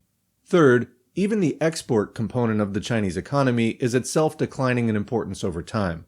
The Chinese government is making an ever more determined effort to reduce its economy's reliance on exports, and major changes already have been made in this direction. The exports of goods fell from 38% of China's GDP in 2007 to just 26% in 2012. The value of Chinese exports continues to rise, but the internal Chinese economy is growing much faster. This is why the percentage of Chinese exports as a part of total GDP is falling so fast. Therefore, the notion that foreign imperialist countries and their multinational corporations dominate the Chinese economy is quite erroneous, as is the sometimes accompanying notion that foreign imperialism controls China politically. Things are even clearer and more obvious when we look at the financial heights of the Chinese capitalist economy. All the big banks are under tight control by the government and party. As the British ruling class magazine, The Economist, noted in reference to China, quote, "The country's biggest financial institutions are so closely held by the state that they are, in effect, arms of the treasury," unquote. 4 of the 10 largest banks in the world are now Chinese, including the biggest of them all, the Industrial and Commercial Bank of China, ICBC, which has assets of $2.8 trillion. The other 3 are the China Construction Bank, $2.2 trillion in assets, the Bank of China, $2 trillion, and the Agricultural Bank of China, $2.1 trillion. These banks are the core of Chinese finance capital and are under careful and attentive direction by the government and party. Quote, "The sheer size of these institutions is breathtaking. ICBC and ABC have over 400,000 employees each, nearly as many as Volkswagen, the world's biggest car maker. ICBC has over 4 million corporate clients. CCB has some 14,000 branches," unquote.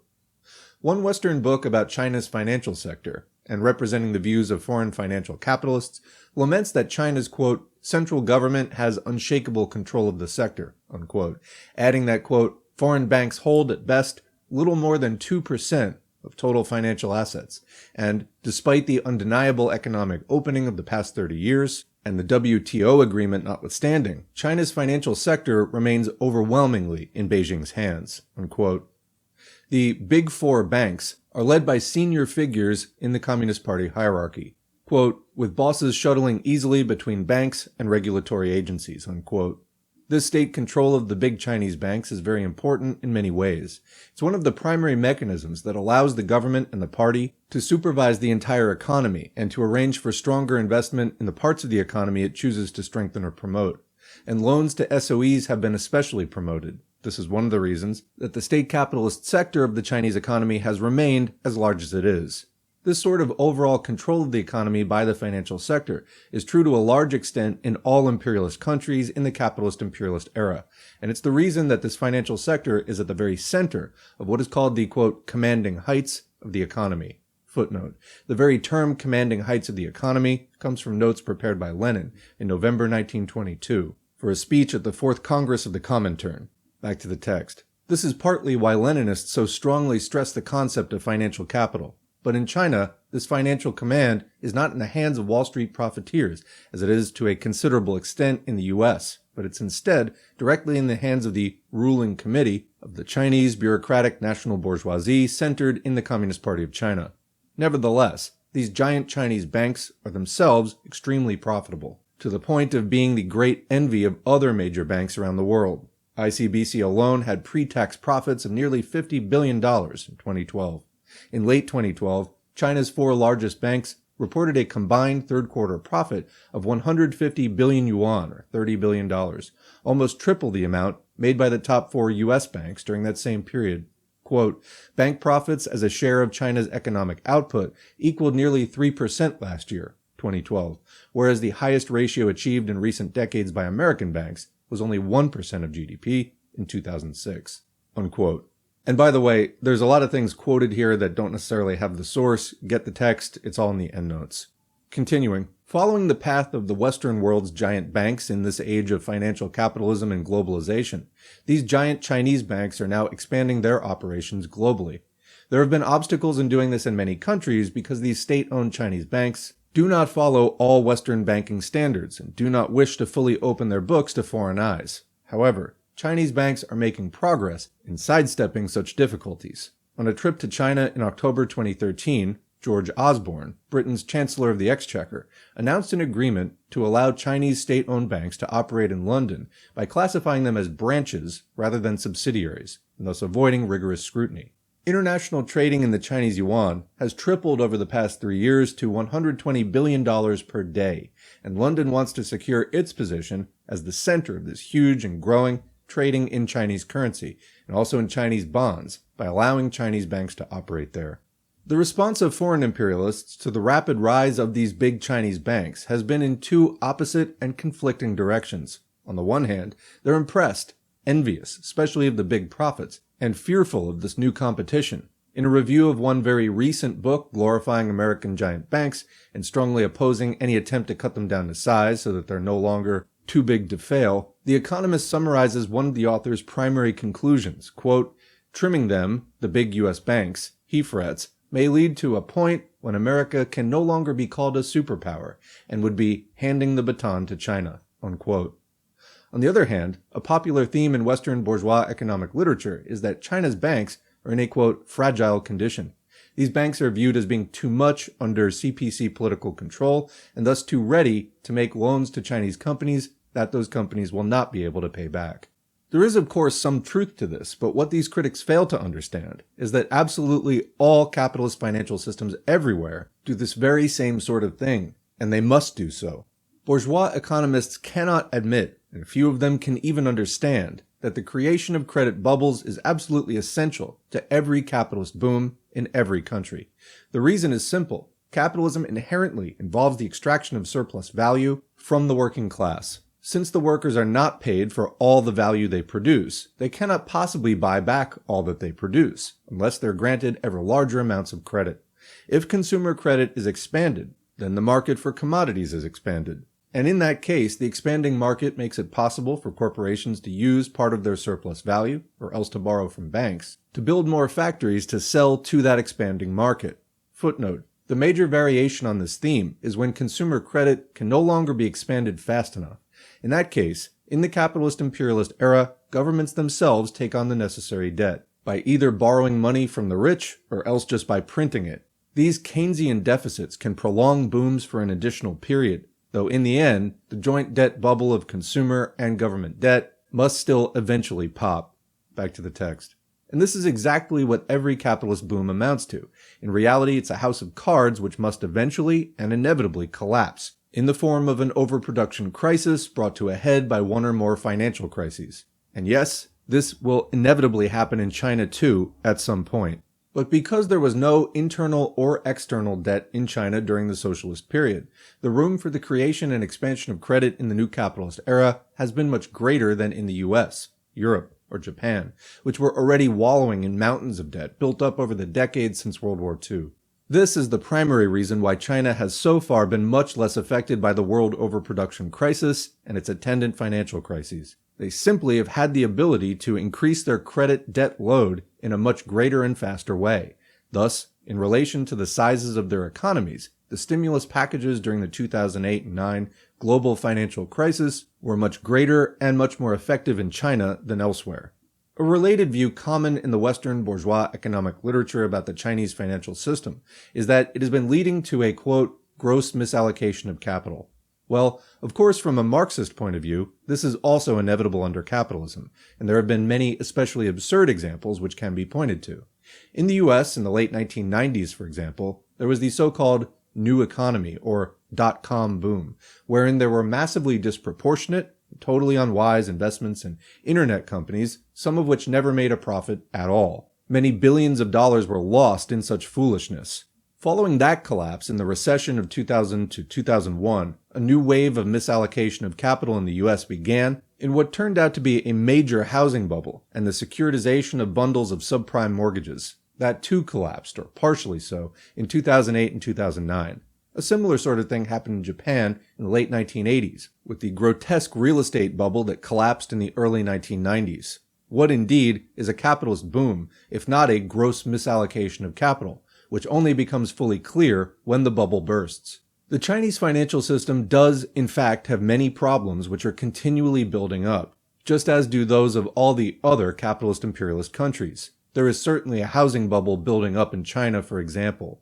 Footnote: this housing bubble in China has been building up for many years. In 2013, the sales of new homes exceeded $1 trillion for the first time. The total value of new home sales rose by 27% from a year earlier, while average new home prices in December 2013 rose by 16% in Beijing from a year earlier, by 18% in Shanghai, and by 20% in Guangzhou and Shenzhen. Back to the text. There is a shadow banking system in China, just as there is in the US, though it has a somewhat different character. There is quite a lot of overproduction presently evident in China as elsewhere. There are some new ghost cities with thousands of apartments and offices currently unoccupied. All these things and many more are true. However, this is in the very nature of capitalism for there to be a lot of economic anarchy of this sort, and for there to be expanding debt and asset bubbles during boom times. None of this shows that Chinese capitalist imperialism is fundamentally different from other capitalist imperialist countries.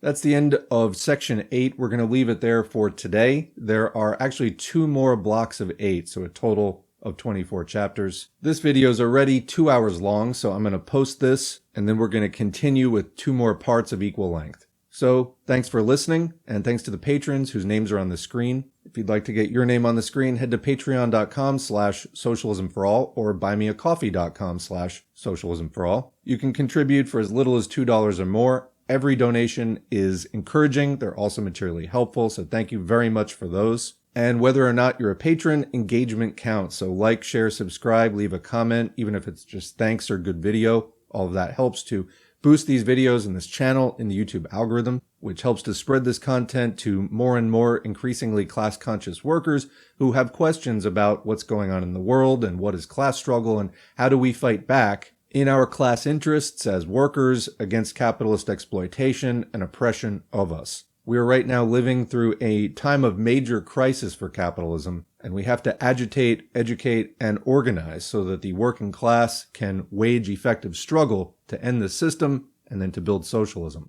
That struggle takes many forms. Most of them are in real life, so look around in your area, your city, county, or state. There are a number of left-wing groups that you can connect with. Not all of them are Marxist, but some of them are going to be worth getting to know anyway and letting them get to know you, networking, and then doing things like labor union support, tenant union support, working on ballot initiatives to raise the minimum wage or do other worker protections and so on. As this crisis deepens, the struggle is only going to get more intense, and we have to make sure that class-conscious workers are organized and ready to take on these important fights where we live. Thanks again, and we'll see you in the next video.